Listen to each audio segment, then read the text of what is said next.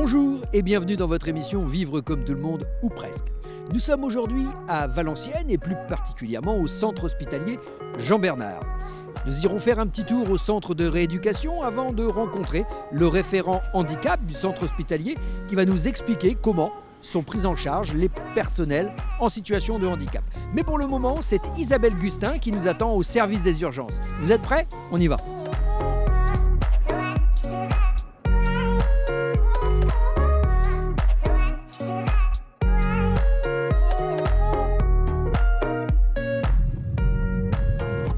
Bonjour Isabelle. Bonjour Ludovic. Merci de nous accueillir ici au sein des urgences. Bienvenue au centre hospitalier de Valenciennes.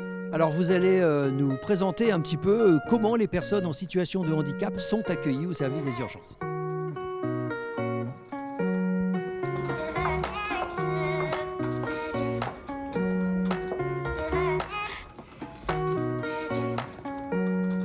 Alors 2010, c'est une date importante pour vous.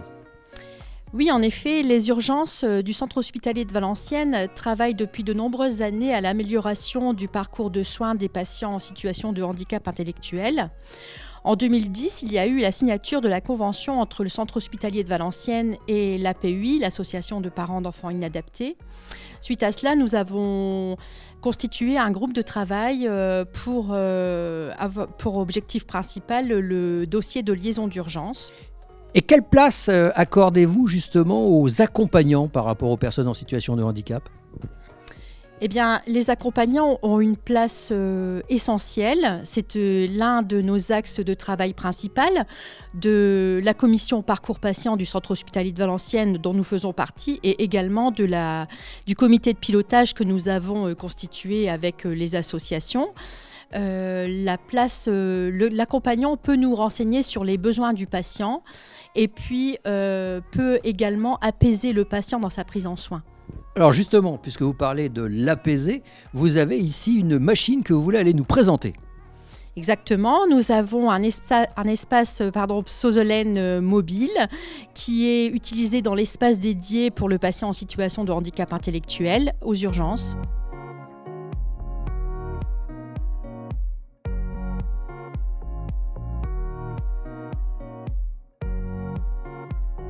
Le centre hospitalier de Valenciennes a mis en place une procédure d'appel pour accéder aux urgences, qui est la porte d'entrée de l'hôpital. Service des urgences, bonjour. Suite à des difficultés rencontrées et par les patients en situation de handicap intellectuel et par les soignants des urgences du centre hospitalier de Valenciennes, nous avons élaboré en comité de pilotage une procédure d'appel aux urgences avant l'envoi d'un résident.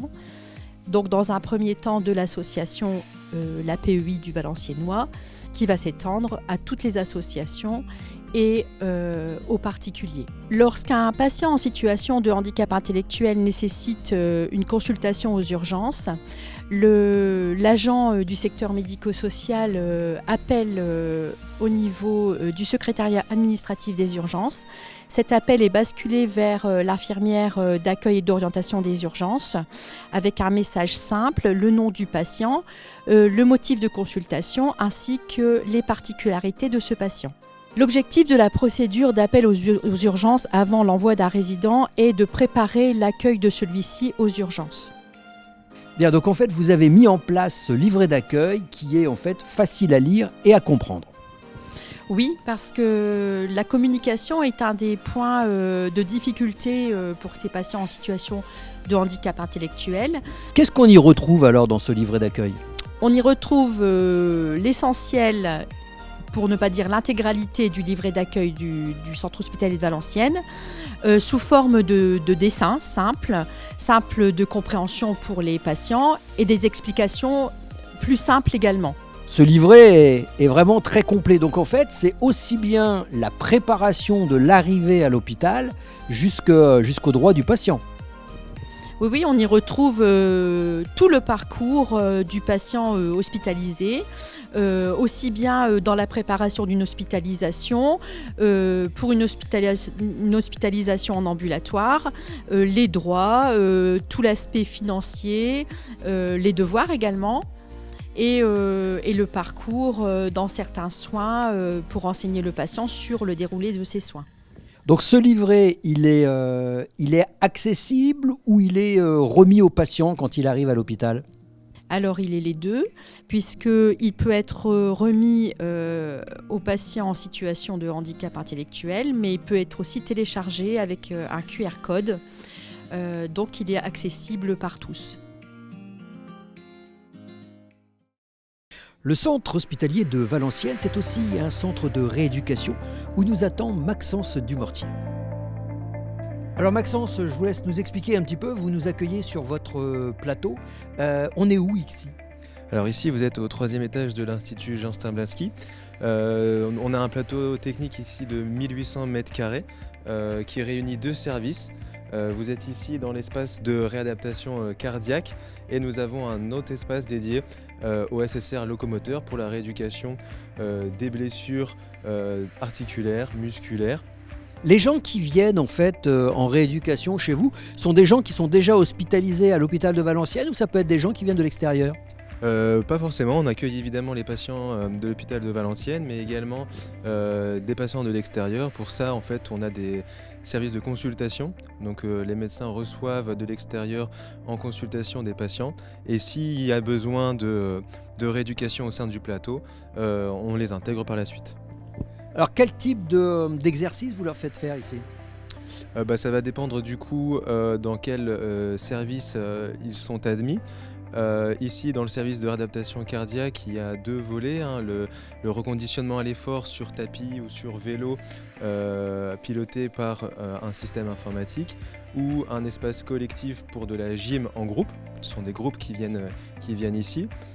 En SSR locomoteur, ce sont des patients qui ont besoin de rééducation pour récupérer notamment de la mobilité ou de la force. Donc on adapte un programme en fonction de leurs déficits, de leurs besoins et on réévalue tous les 15 jours l'avancée afin de peaufiner un petit peu le programme et la rééducation.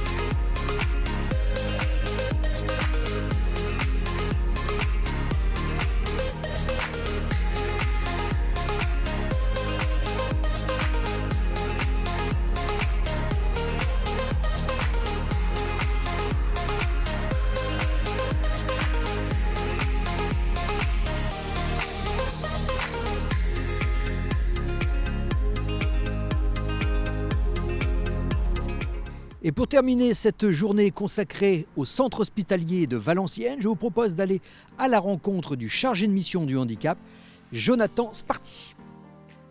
Expliquez-nous en quoi consiste votre mission référent handicap. Alors ma mission, c'est de mettre en application la convention handicap qui avait été signée avec le FIPHFP. À travers cette convention handicap, on s'est engagé sur plusieurs objectifs. Un des premiers objectifs, c'est de favoriser le recrutement de personnes en situation de handicap. Donc j'ai aussi un rôle entre guillemets de recruteur sur ce volet-là et de veiller travailler avec justement les associations ou les structures qui nous permettent d'avoir des candidats en situation de handicap. L'autre axe, c'est l'axe maintien, donc c'est veiller au maintien de nos agents en situation de handicap, favoriser l'aménagement de poste, essayer de les accompagner au mieux pour qu'ils se sentent bien sur leur poste. Et le troisième axe, qui est aussi un axe très stratégique chez nous, c'est l'accompagnement à la sensibilisation et à la formation de notre personnel.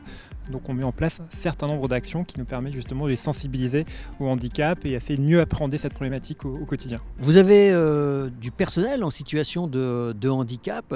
Quel est ce type de personnel et combien sont-ils ? On a à peu près 300 agents en situation de handicap avec des typologies de handicap assez différentes. La plupart des typologies de handicap représentées relèvent du handicap moteur avec des problèmes notamment de dorsalgie, de lombalgie. Alors ça s'explique aussi par les métiers qu'ils exercent au sein de notre hôpital. Ensuite, on a d'autres typologies de handicap, des problèmes notamment de handicap auditif, de handicap visuel, des troubles cognitifs et aussi à la marge des personnes avec des troubles psychiques. Donc on a quand même une certaine hétérogénéité dans les profils. Maintenant, voilà, on essaye de s'adapter au mieux et leur proposer les actions qui sont les plus, on va dire, optimisées. Voilà Jonathan, merci. Vous avez pu vous en rendre compte par vous-même. Ici, le personnel hospitalier en situation de handicap peut vivre comme tout le monde, ou presque. On se donne rendez-vous la semaine prochaine sur WEO.